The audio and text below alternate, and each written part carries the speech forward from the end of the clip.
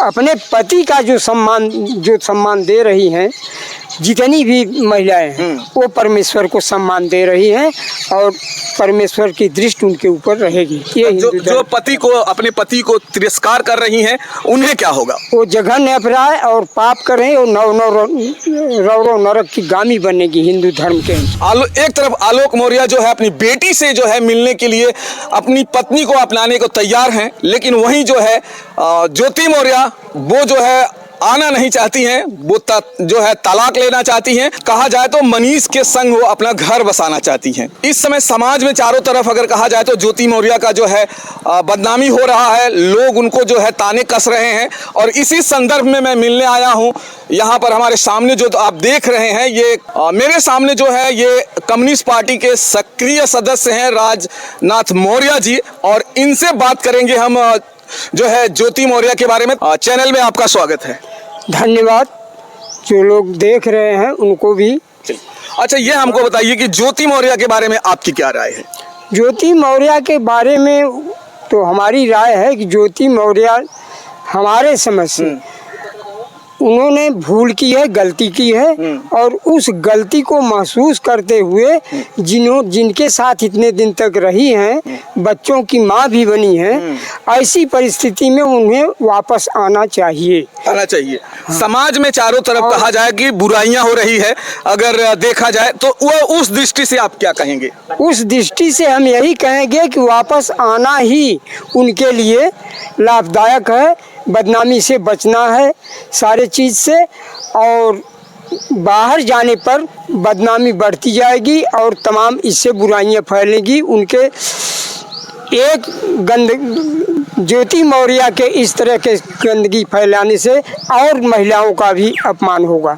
कहा जाए कि ज्योति मौर्य पीसीएस अधिकारी हैं, जो लोगों का चरित्र प्रमाण पत्र जो है खुद वो साइन करती हैं। जब ऑफिस में बैठती हैं तो लोगों का चरित्र प्रमाण जब बनता है तो उसमें जो है पीसीएस का जो एसडीएम होता है उसकी साइन लगती है, और कहीं ना कहीं वो बहुत सारे लोगों की जो है चरित्र प्रमाण को प्रमाणित की होंगी, लेकिन अपने चरित्र के बारे में जब आया है तो आखिर वो क्यों समझ नहीं पा रही हैं?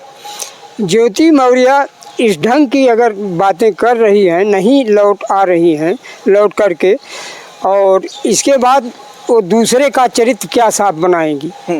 अपने को ये महसूस करें कि मुझसे गलती हुई है, भूल हुई है, वापस आने की कृपा करें। अच्छा, उनकी 2 बेटियां हैं और वो 9 साल की हैं, और कहा जाए कि अब उनकी बेटियों पर इस बात को लेकर कितना असर पड़ेगा?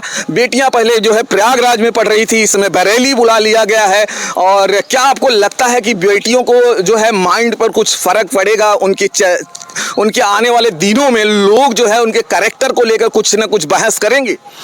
हाँ, ज्योति मौर्य ने जो अपनी बेटी को इस ढंग से पाला है, पोसा है, आगे चल करके समाज उनको भी कभी ताने दे सकती है, तेरी माँ ऐसी थी, इस ढंग की थी। ये भी एक जो है धक्का लगेगा। अच्छा, ये जो आलोक मौर्य है, जिन्होंने पढ़ा लिखा कर, कहा जाए एक सफाई कर्मी थे, पढ़ा लिखा कर उन्हें एसडीएम की पोस्ट पर पहुंचा देते हैं। बहुत कम लोग ऐसे हैं जो अपनी बीवी को पढ़ाएं और बड़ी पोस्टों पर पहुंचा दें। आप आलोक मौर्य के बारे में क्या कहेंगे? आलोक मौर्य ने बहुत अच्छा काम किया है। वो मेहनत करके या किसी भी तरीके से उनको कम से कम आगे ही बढ़ाया है, और आगे बढ़ाना ही चाहिए। सबको बढ़ाना चाहिए, लेकिन बढ़ाने का मतलब ये नहीं कि वहाँ अब ऊंचा और नीचा देखा जाए। जब आप ऊपर पहुंच जाएं, बढ़ाने का मतलब ये नहीं है कि आप ऊपर पहुंच जाएं तो अपने ही पति को तिरस्कार करें और दूसरे के साथ में जो है आप रासलीला करें। ये जघन्य अपराध है उनका।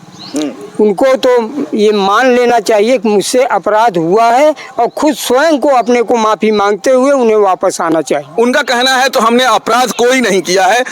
जब ये कानून में एक नियम है, जब 2 परिवारों से या 2 पति और पत्नी से जब आपस में ना मिले तो तलाक ले लेना जरूरी है। हमने वही कर रही हूँ, और तलाक या मेरा ये पहला तलाक तो है नहीं, दुनिया में बहुत सारे तलाक हुए हैं। इस ढंग से उनको क्या दिक्कत हुई और कौन सी दिक्कत है, घृणा केवल बना रही है कि वो सफाई कर्मी है और हमको वहाँ अब हमारा पोस्ट ये है, हमको वहाँ अच्छा नहीं लग रहा है, हम अपनी मान मर्यादा को बचाने के लिए हम ऊंची जगह पर जाएं। तो आखिर जो मनीष हैं, मनीष दुबे जी, वो एक होम गार्ड कमांडेड ऑफिसर हैं, उनके साथ उनका अफेयर चल रहा है, कहा जाए तो उनके साथ उनका जो है बहुत कुछ चल रहा है। और उनके बारे में आप क्या कहेंगे? उनकी भी पत्नियां हैं, 2 बच्चे हैं, आखिर वो भी एक पढ़े लिखे लोग हैं। अगर पढ़े लिखे लोग इस तरह के काम करेंगे तो आने वाला जो हमारा जनरेशन है आखिर वो कहाँ जाएगा? हमारा समाज इससे गंदा होता चला जाएगा और आगे चल कर के मनीष को भी ऐसा नहीं करना चाहिए। मनीष इस जगह पर बहुत गलत आदमी है। अगर पढ़े लिखे हैं जरूर, लेकिन उनके पास ये समझ नहीं थी। जब एक पत्नी थी तो दूसरी पत्नी की क्या जरूरत थी? हमने तो सुना है उनको ऐसे उनके पास कई पत्नियां हैं। जी जी, कई लोग उनके साथ में अफेयर में आई हैं। और इतना कुछ जानने के बावजूद भी ज्योति आखिर मनीष के साथ शादी करने के लिए क्यों तैयार हैं? उनको क्या इतना दिमाग नहीं है? इतनी पढ़ी लिखी हैं और सब कुछ जानती हैं, उसके बावजूद भी क्या मनीष उनके ऊपर ऐसी क्या जादू डाल दिया है कि बस वो मनीष के ही प्यार में जो है पड़ी हुई हैं? ऐसा है कि मनीष तो खुद उस ढंग का है और करीब इस समय उसी ढंग का चरित्र इनका भी हो गया है। एक छोड़ करके दूसरे को जाना तो तीसरे को भी जा सकती हैं, चौथे को भी जा सकती हैं। इससे समाज में बहुत बुराई फैलेगी। और मनीष के साथ जाने के बाद भी अगर मनीष इस तरीके का ज्योति मौर्य के तरीके का किया तो उनको क्या होगा? इतने पढ़े लिखे लोग हैं और कहा जाए इतनी बड़ी पोस्ट जो भारत की, अगर उत्तर प्रदेश की कहा जाए तो सबसे बड़ी पोस्टों में से आता है एसडीएम।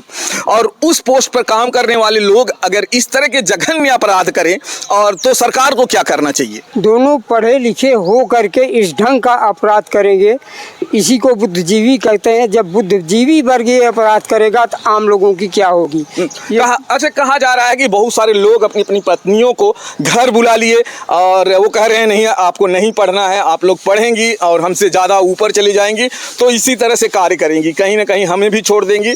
और मनीष और जो है ज्योति के जैसे कहीं ना कहीं दूसरे से प्रेम लीला करेंगी। तो क्या इससे आपको लगता है कि उन पतियों को जो है पढ़ाना चाहिए कि नहीं पढ़ाना चाहिए? ये मान करके पढ़ाने के लिए बंद नहीं करना चाहिए।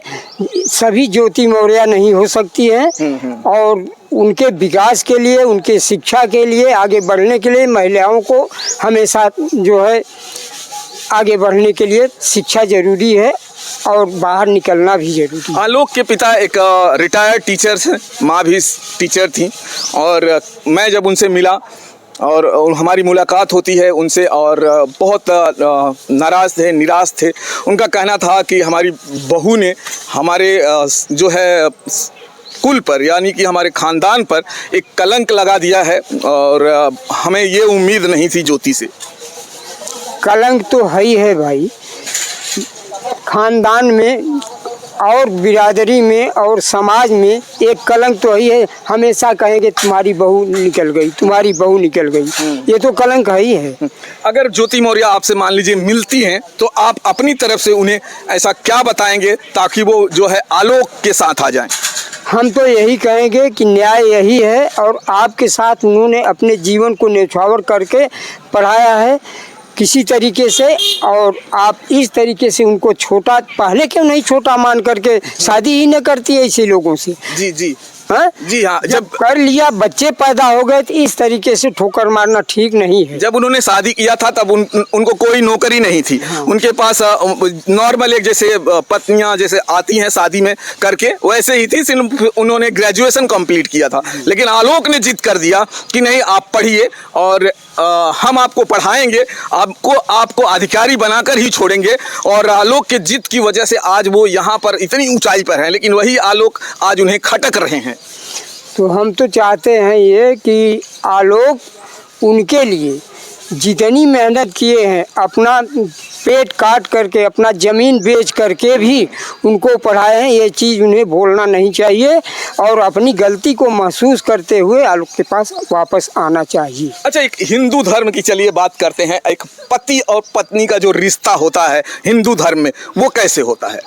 हिंदू धर्म में पति पत्नी का रिश्ता अटूट रिश्ता होता है। जैसे ये साइकिल खड़ी है हमारे सामने, एक चक्का निकाल दिया जाए तो एक चक्के से गाड़ी चल नहीं सकती। यहाँ तालमेल के साथ और समझौते के साथ मिलजुल कर अपनी बात दोनों के साथ होनी चाहिए और तभी ये बात बन सकती है। अच्छा, एक और बात है कि कहा जाता है जब फेरे लिया जाता है, एक एक फेरे को कहते हैं कि आप एक एक जन्मों के लिए बनते चले जाते हैं और 7 फेरे लिया जाता है और शादियों में। और अब ज्योति जी जो है कहा जाए तो अगर इस हिसाब से देखा जाए तो एक भी साल यानी एक भी फेरे को वो पूरा नहीं कर पा रही हैं। ज्योति मौर्य 7 फेरे लिए, 7 फेरे जो हैं वो 7 प्रतिज्ञा के समान होते हैं और उन 7 प्रतिज्ञाओं को वो तोड़ रही हैं तो आगे क्या करेंगी, वो कौन सा न्याय देंगी, क्या कर सकती हैं। लोग कहते हैं हमारे हिंदू धर्म में भगवान की पूजा करें ना करें, लेकिन अगर आपने पति का पूजा कर दिया तो आप भगवान से भी ज़्यादा जो है समझ लीजिए आपने पूजा कर दिया। पति को हिंदू धर्म में परमेश्वर मानते हैं और देहातों में कहते हैं भरतार। भरतार माने भरण पोषण करने वाला और जो भरण पोषण करवाता है या कराता है वही ईश्वर होता है।